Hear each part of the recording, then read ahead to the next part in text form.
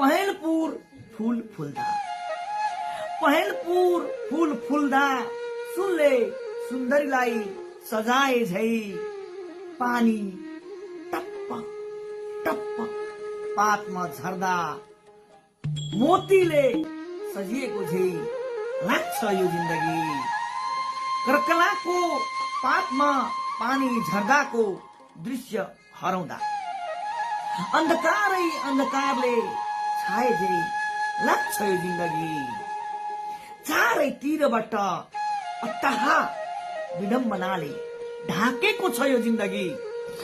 निष्पट्ट कालो रात झै अन्धकारले पोतेको दिनमा पनि गन्तव्य खोज्न हिँडेको छ यो जिन्दगी।